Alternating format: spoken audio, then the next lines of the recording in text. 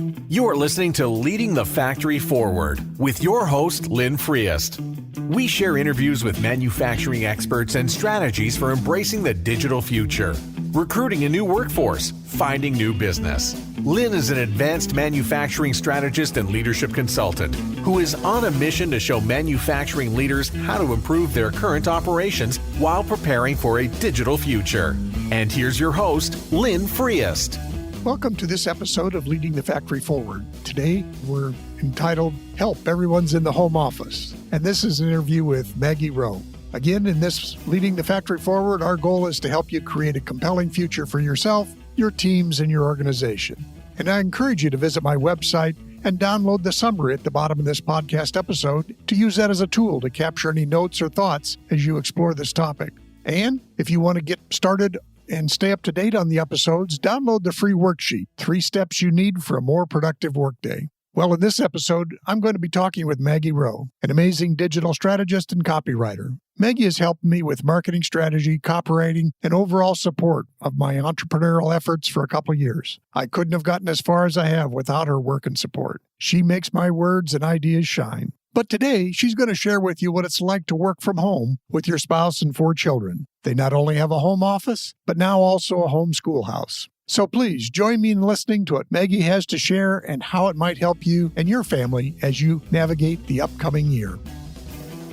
Welcome, Maggie. Thank you for checking in with us today. And we're going to be talking about your experience and your husband's experience and your 4 kids' experience of all working from home as one big happy family, and share that with our group here as to, again, manufacturing leaders may have been at the factory, but they may have been at home, or their spouses certainly probably been at home, and they may have employees that are home. So again, we'll share your perspectives, but I think it'll help inform my audience of things that are useful to them. So Maggie, introduce yourself a little bit. What are you up to? Well, hi, Lynn, and thank you. I am up to staying at home with 4 kids since the beginning of March, but we are busy and doing well.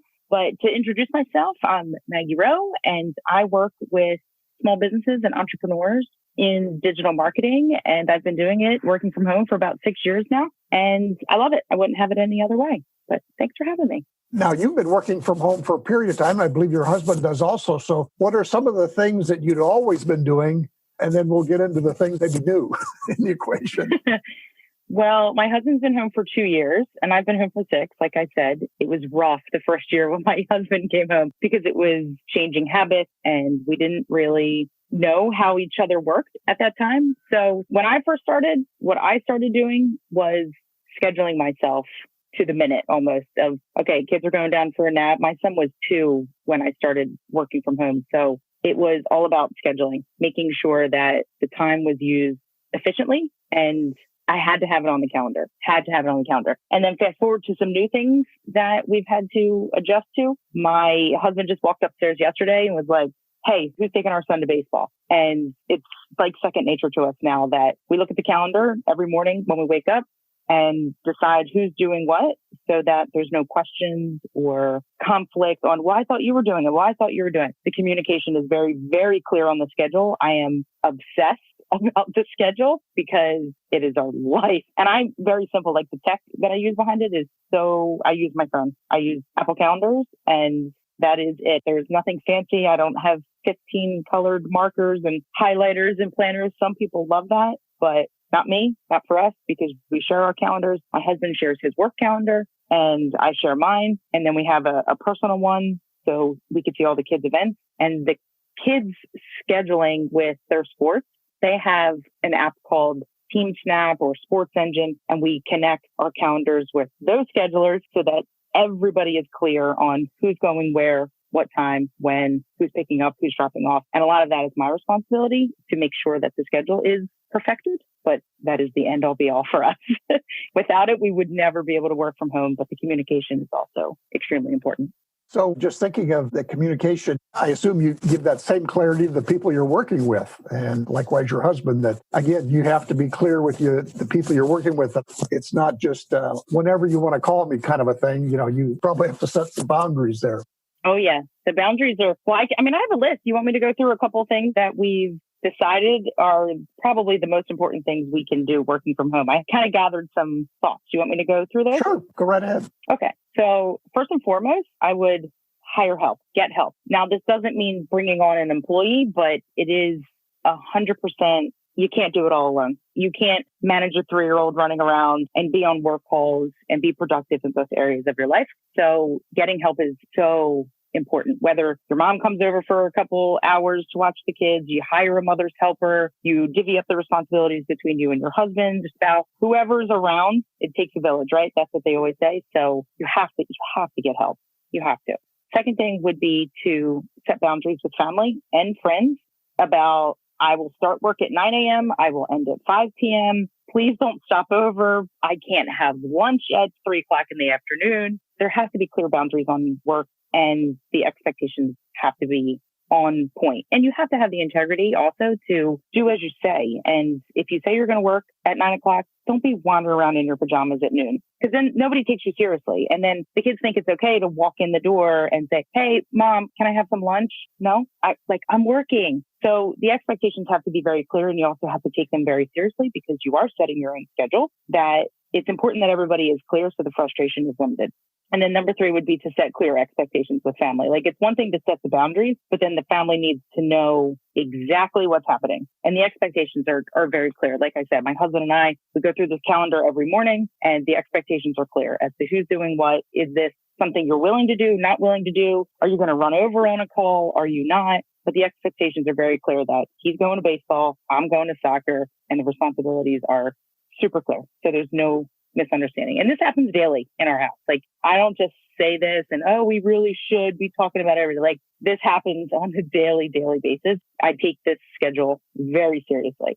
And then routine. I think routine is critical, which I guess it could go back to setting boundaries with family. But like I said, don't be running around in your pajamas at noon. I mean, it's so hard because I have kids in their pajamas at 2, 3 o'clock in the afternoon sometimes. But when I'm working, I set my schedule and the kids are very clear and the routine is the same. So, and our routine is very lax compared to some people, but it works for us. It works for us. The kids know what they're supposed to be doing every day, and we do too. So the expectations are clear. The routine is set. There's really no adjusting unless I've built that in. Unless I'm like, okay, well, we have really nothing going on between 12 and 3. Sure, your friends can come over, or yes, I can drop you off. So it's so important. It really is. And then discipline. I would say the discipline behind it is mental and physical.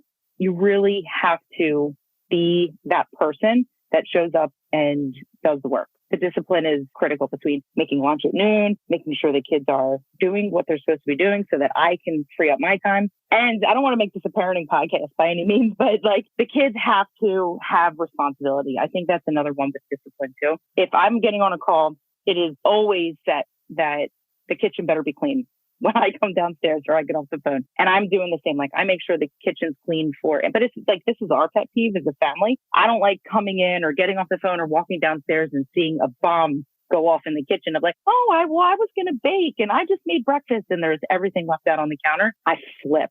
I flip because I can't focus until like just the kitchen has to be clean for us. And it goes back to discipline, expectations, routine. And again, my kids are very responsible. They're held accountable and responsible for doing their part. Because I've been working from home for so long. I mean, again, my youngest was 2. He's been doing dishes. Like, he was unloading the dishwasher this morning. He's 8. My oldest helped me cook dinner last night because I had to run out and pick up a kid from soccer.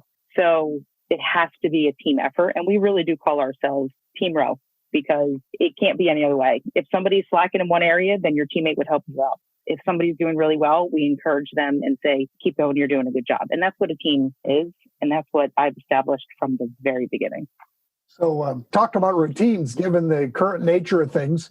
Did you have to create some new routines, I'll say, now that the kids were home and then, quote, online school and different things like that? So, I mean, all of us, literally, me included, had our own routines when we went to work or we did whatever we did. And now all of a sudden, in your case, 6 of you are all together in one house. Did you have to establish some new routines? Yes, I try to get kids up. The routine is tough because some kids want to sleep until noon and some kids get up at 10. I don't want to say it's new and I don't want to say it's old. It's like you always get up, you brush your teeth, you get dressed for the day and you eat breakfast. And that's just a very simple routine, but I think it's more our routine at night changed a little bit because, I mean, we're still running around now with sports and stuff, but at the end of the day, we're hanging out as a family more often. And I think that's become a good routine for us. Like I'll just be wandering around and everybody's on their phones or watching TV or doing whatever they're doing. And I'll just pop in one of the kids' rooms and be like, hi, you want to watch TV? And like, do you want to just hang out with me for a little bit? And that's been a really cool routine that we haven't really had access to, I'll say, because we were running around till 9 o'clock at night every single night and we didn't have that connection time. So that's really been part of a new wholesome routine that I really enjoy adding that piece in. So how about some of the simple technology challenges of having two of you working from home and 4 kids homeschooling or schooling from home? What were the things you had to kind of work through as that all unfolded? Oh my, in the very beginning. So my husband's he works for a software company. So the tech aspect in our house is pretty on point, I'll say. Months ago, maybe even a year ago or at this point, he was like, we're getting high-speed internet. High-speed internet is going to happen in this house. There's too many devices and too many people, and I can't have the internet slowing down at the end of the month. And I'm like, okay, I don't care. That's great. That's a check in my box. We ended up getting business internet, and it has been fantastic. So I would highly recommend working from home, getting a business account with whoever your provider is, and adding that expense into it because it is 100% worth it. I mean, all of us have multiple devices at this point. We have laptops and phones and iPads, and who's got a hand-me-down cell phone from somebody, and we rarely have problems. Occasionally it'll go out, but because we're a business, you call them and they're like, oh, this is a business. Make sure that they're up first before Mr. or Mrs. Jones next door. So it has been fantastic in that upgrade. So, and I give all credit to my husband on that one. The second part of that, when the whole coronavirus hit and kids needed devices at school and home, and our school's pretty up to date technology wise. In 6th grade, we have an option to buy a Chromebook for them through school, but it stays at school. The school purchases them and they never come home. At the end of their 8th grade year, if you bought it, then it can come home. So I had to get 2 at this point. Well, I had an 8th grader when this whole thing happened and a 6th grader. And I went to the school and I said, I need their devices because we had 3 in the house and because the device also couldn't be a phone. That was part of the school requirements. They weren't allowed to do their work on a phone only. So with my husband working and being away, he was away for a little bit. He takes his device with him. So we didn't have access to a computer for him. We had my desktop, my laptop, and then 1 Chromebook for 5 of us. And in the beginning, I thought it would be fine and the kids would just rotate. I quickly learned after 1 week, I said, that is absolutely not happening. Went to the school, got 2 more Chromebooks. Everybody had their own device. And it was huge help. And if I didn't have that option at their school, I probably would have bought a Chromebook for them because there's no way I was going to work. Brian was going to be able to work. 4 kids were going to be able to work.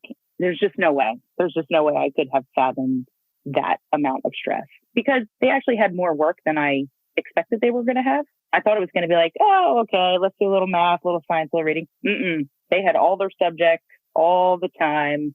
It was a couple hours. We eventually got it down to maybe about 2 to 3 hours a day per kid.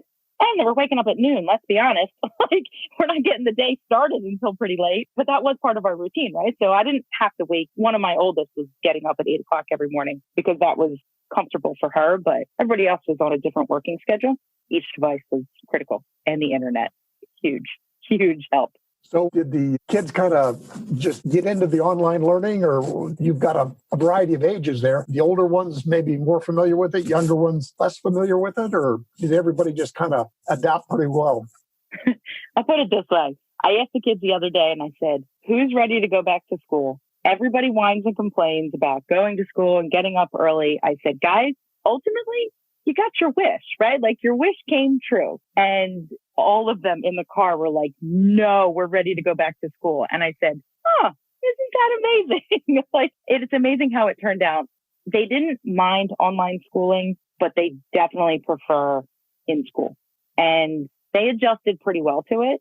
My oldest, who was in 8th grade going into her freshman year, they're pretty self-sufficient, right? So she would wake up, she would log on, she did what she needed to do, and she got her work done. I didn't have to check on her every single day, and she's pretty disciplined, so I'm lucky in that respect. So she adjusted pretty well, but she didn't like it. she wasn't excited like, oh, this is ideal for her. They missed their friends and that, Mom, I need to like ask my teacher a question, or I learn better because she's explaining it to me in person. It just wasn't easy. It really wasn't as easy. They thought being in school was hard or boring, but when it really came down to it, they valued it much, much more. And it was a little bit of a struggle too, because they were thrown into it so quickly that some teachers adjusted better than others. And overall, I think their school did a really good job. But towards the end, they were like, everybody gets a makeup day on Fridays, because it became a lot. And it was more, here's an exercise to do. Here's a brain pop. And we're like, can we not just they were just filling time, I felt like, with a good portion of it. So the little ones, I think, were a little bit harder with adjusting to it, because I had to sit with them and make sure that they were following through and really learning Google Classroom. They weren't as familiar with it as the older two were. So I had to learn Google Classroom. They were learning it and they're like, I don't know. We're in school. We're still learning how to read. We're writing books. Like, we're not typing. Oh, guys, kids don't know how to type. It's awful. It's so awful to see your second grader like poke and peck and, oh, where's the D? Where's the E? Oh my God, I can't. So they were a little bit more difficult in the adjustment. So I would have them talk and I would type for them. I know that's bad. I shouldn't have done that, but time is of the essence, buddy. I don't have 4 hours, 5 hours to sit here and watch you type 4 sentences. But they adjusted pretty well, I will say. I have really good kids, so I'm blessed in that area. Well, good. Was there any changes in your interactions with your clients in your business? Since you're online anyway, maybe there was just no change, but I wondered if there might have been. There wasn't, actually. There was no change because everything we had already been doing was digital. We'd have our weekly meetings. We'd assign assignments. Jobs got done. Check in again, either on Slack or on Zoom the following week. So for me, it was seamless. It was more the kids, getting them adjusted. Nothing really changed for me, so that was good. So one of the things I've proposed to folks that watch this podcast is, think about using remote help and things like that. So people like yourself that can provide a specific skill to them. Any thoughts about how and why and when they should consider that? So for right now, it may be that they could get remote help in either marketing or accounting or whatever it is, more likely than maybe they did in the past. Any thoughts on successful working with people like yourself? Yes, I would say to small businesses that are traditional in a sense, that getting online help or getting a digital writer, someone else to write your emails, or like, I don't think that they know these services are available to them half the time, or they're like, oh, I got to hire somebody. I got to make them a W-2 employee. They don't. And it's so much more cost effective to the businesses to hire a third party or a contractor, because it's project based. It's outcome based. This is what I need to get done. Get it done. And you don't have to manage them, I'll say, as much, because they already have the skill set that you're hiring for. They should be a professional at this point and know how to manage their time. They should be working from home. There are expectations that are already set. So you're not taking on the financial responsibility, and you're hiring a professional that already knows what they're doing. And I feel like small businesses really forget that piece to remote employees, because they think, oh, I have to hire somebody that's in my area or somebody that can get here within 30 minutes. When in reality, you're probably more productive and have less to pay for when you hire someone like me to get the job done. And I'll see you later. Thanks a lot. I'll contact you next week, depending on how much work you have, of course. But I think it's risk-free for the employer, because there's nothing tying you two together if the project doesn't work out. Thanks so much, and wash your hands of them and see you later. But if it's a good working relationship, it's really good for both parties. Yeah. Now, as you talked earlier about schedules and stuff, that would be the one thing that a business owner would have to understand, is there are boundaries and guardrails for the work that you do for them. And in the office, they may be used to interrupting anybody at any time, which the people working for them probably hate. But of course. But again, when now you maybe have multiple clients, unless they want to hire you that way, you're not available at random times necessarily. True. I mean, but I think that goes back to the interview process and really setting the expectations on, do you need somebody Monday through Friday, 9 to 5? Do you have that much work? And I find it hard, at least in my line of work, that somebody needs me full time. And I have set these expectations in my business too. Like, I have a very busy personal life. So with my clients, I set the expectation that this is part-time and deadlines are important because I can meet them, and I can meet them whenever you set them, but just have a little bit of flexibility knowing that I might get this work done at 1 o'clock in the morning if I'm awake, but I also might get it done at 3 o'clock in the afternoon. So it's just flexible. And I think that is a little bit difficult for some employers to grasp, but I really feel that when you assign outcomes instead of tasks, like the outcomes are, I need 3 emails written by next week. Okay, great. I'll get that done for you. And whether that's, can you send me the first review or send me the first copy? I'll look it over. I'll give it back to you for second edit. And then we'll send the final product out by Thursday of next week. Okay, great. So we have clear expectations. We know when the deadlines are. And whenever I choose to get that done is on me. And I think it makes the employee very happy, that I know that I can go throw in a load of laundry if I have to and set my schedule the way that I want. I know how long it's going to take me to write 3 emails. So I feel like it's a good working relationship on both ends if both parties are clear with expectations and boundaries and they agree upon them. Sure. Well, Maggie, thank you for this wealth of information you've shared with us. Any final wrap-up or thoughts as far as business owners who may be working from home or may have employees or spouses from home? You've done a great job summarizing, I think, some of the key points. Any final thoughts? Well, thanks, Lynn. I would say compassion at this point and empathy, trying to understand that people are doing the best they can. I truly, truly believe that. And I read it in a Brene Brown book one time. Like, she didn't initially believe that people are doing their best. But if you really take that to heart, people are doing the best that they possibly can. And it might be a little shaky, people working from home. If it's a new concept for a lot of people, it's going to take some patience and some compassion and just give them that sense of it's going to be all right. We're going to get through it, bumps in the road. But in the end of the day, everybody's doing the best they can.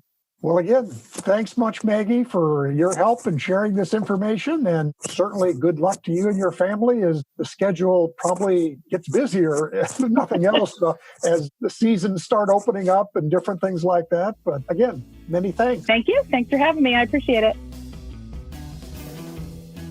Again, my thanks to Maggie for sharing her experience with us. And in kind of a quick recap, some of the things we talked about were, what are the challenges you face with a home office and a home schoolhouse? What are the family routines as well as the business routines you kind of have to adopt in these new times? What are some of the technical issues? And finally, what is it like working from home just in general, even without the current pandemic going on?